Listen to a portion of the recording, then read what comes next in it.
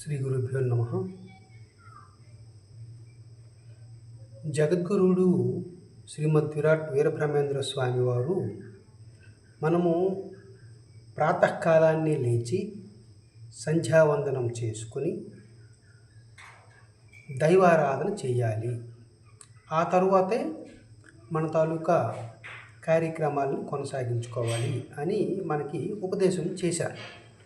అయితే ఈ ప్రాతకాల సమయంలో ఎవరిని ఉపాసన చేయాలి, ఎవరిని ప్రార్థన చేయాలి, ఎవరిని ధ్యానం చేయాలి, ఏ పేరు స్మరణం చేయాలి, ఏ పేరు జపం చేయాలి అనేటటువంటి సందేహం మనలో ఎక్కువ మంది కలుగుతుంది. ఎందుకు అంటే మనకి 33 కోట్ల దేవతలు ఉన్నారు కాబట్టి ఏ దేవతా పేరుని స్మరణ చేస్తే మనకి పుణ్యగతులు ప్రాప్తిస్తాయి, లేదంటే మన సంకల్పం నెరవేరుతుంది అనేటటువంటి విషయం మనల్ని వెంటాడుతుంటుంది, మనకి సందేహం కలుగుతుంది.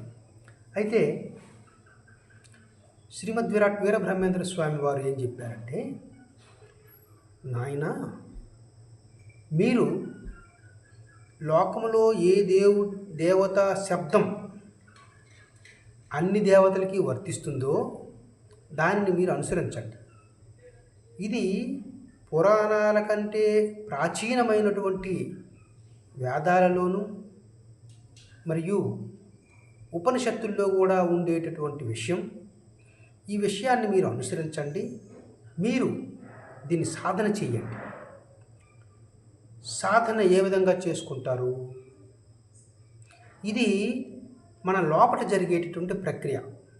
లోపటనే చేసుకోండి, మన లోపటనే, బయటికి ఏమీ వదిలివేయక్కర్లేదు.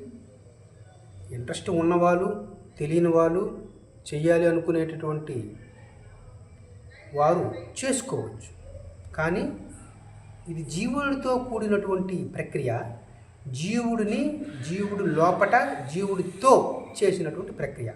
దీన్ని ఆ విధంగా సాధన చేయండి అని సాధకులకి, ఆనాటి సాధకులకి శ్రీమద్ విరాట్ వీరబ్రహ్మేంద్ర స్వామి వారు చెప్పినటువంటి ఒక మహాద్భుతమైనటువంటి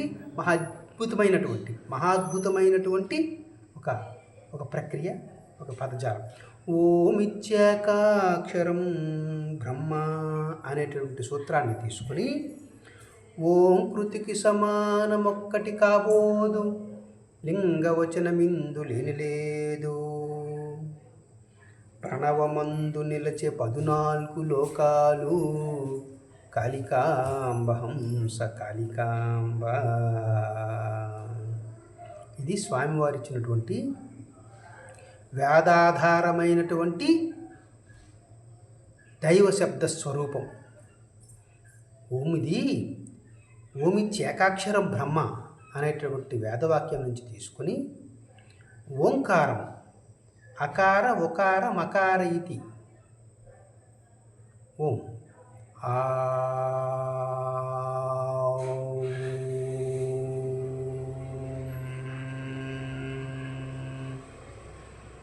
ఈ ఆ ఊ మా అనేటటువంటి శబ్దాల కలయికే ఓంకారము.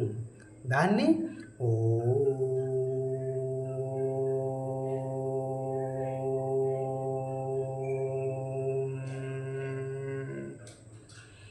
ఈ విధంగా ఓంకారాన్ని మనం ఉచ్చారణ చేయాలి. ఓ